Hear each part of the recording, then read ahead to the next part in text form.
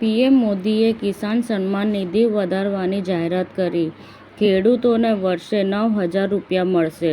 હાલમાં દેશભરમાં પીએમ કિસાન સન્માન નિધિ હેઠળ વાર્ષિક 6,000 રૂપિયાનું વિતરણ કરવામાં આવે છે. ડ્રોન અટેકના જવાબમાં લેબેનોનમાં ઇઝરાયેલે વરસાવ્યો કહેર, જેમાં 14 લોકોના મોત થયા. મોડાસા સહિત ઉત્તર ગુજરાતમાં રસ્તાઓ સૂમસામ. ગરમીથી રાહત મેળવવા ઠંડા પીણાના સહારો. ભાજપના દિગ્ગજ નેતા પુરુષોત્તમ સોલંકીએ ધારાસભ્ય શિવભાઈ ગોહિલને જાહેરમાં આપી મીઠી ધમકી. શહેરોમાં વધતા વિકાસ અને ઇન્ફ્રાસ્ટ્રક્ચર પ્રોજેક્ટના કારણે વૃક્ષોની સંખ્યા પર અસર જોવા મળી રહી છે, જેના લીધે વિકાસ સાથે વૃક્ષોનું સંરક્ષણ અને પક્ષીઓ માટે પાણી સમયની સંયુક્ત જવાબદાર છે.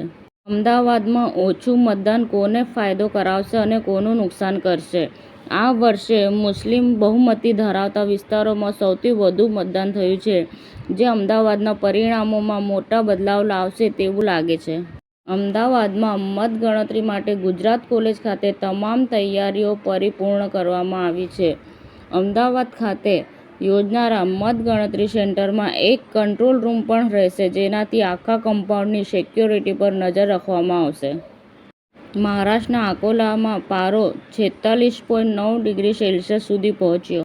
બંગાળ ચૂંટણીની અંતિમ રેલીમાં મોદીનો આત્મવિશ્વાસ. 4 મે પછી ભાજપના શપથ ગ્રહણ સમારોહમાં મારે આવવાનું જ છે.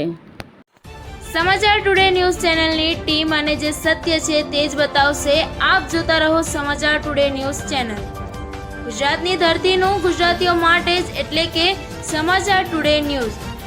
અમારી સમાચાર ટુડે ન્યૂઝ ચેનલને લાઇક કરો, શેર કરો અને સબસ્ક્રાઇબ કરો અને જોડાયા રહો સમાચાર ટુડે ન્યૂઝ ચેનલ સાથે.